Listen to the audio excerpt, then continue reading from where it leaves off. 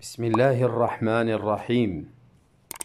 عن أبي هريرة رضي الله عنه عن النبي صلى الله عليه وسلم قال: ما من يوم يصبح العباد فيه إلا ملكان ينزلان فيقول أحدهما: اللهم أعط منفقا خلفا، ويقول الآخر: اللهم أعط ممسكا تلفا. متفق عليه.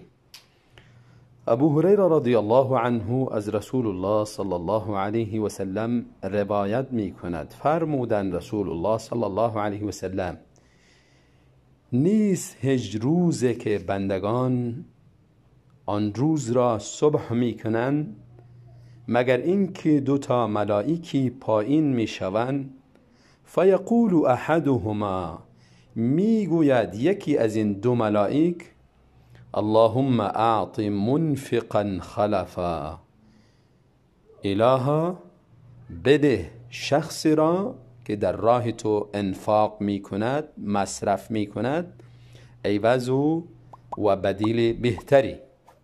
خلف یعنی بجای مالی که مصرف کرده عوض و بدیل بهتری برش ببخش.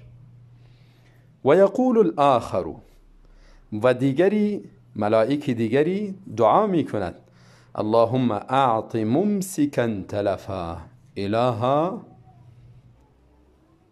کسی که ممسک است، در راه تو مصرف نمی کنه، خرج نمی کنه، در مالی ازی تلف بیار، مالی ازی را از بین ببر. حدیث در صحیحین است. این حدیث بسیار حدیث بزرگ و حدیث نهایت امیدوار کننده برای شخصی که به الله و به روز قیامت باور داره و مصرف در راه الله تعالی داره و در راه الله تعالی انفاق میکند. این شخص باور داره که الله تعالی در عوض این مصرف برای من مال خوبتری، عوض خوبتری میدهد. و همچنان یقین داره که در مقابل این مال همیش ملائک برای من دعا میکنه و دعای ملائک را الله تعالی میشنود و قبول میکند. و این تشویق بزرگی برش میشه که در راه الله تعالی بیشتر انفاق کند. و همچنان حدیث تحذیر است، بیم است برای کسایی که ممسک هستند، در راه خدا مصرف نمی کنند، انفاق ندارند.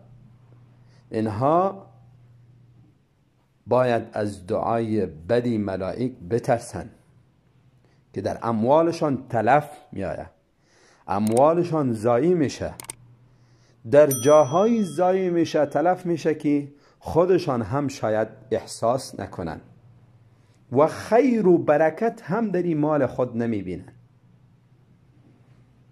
پس انسان مسلمان تلاش داشته باشه هر صبحی، هر روز چیزی در راه خدا مصرف داشته باشه، انفاق کنه، تا اینکه هر روز مستحقی دعای این ملائکه شود و کوشش کنه و نهایت تلاش کنه که مستحقی دعای بدی ملائک دیگری نشود که در مال ازی تلف بیایه.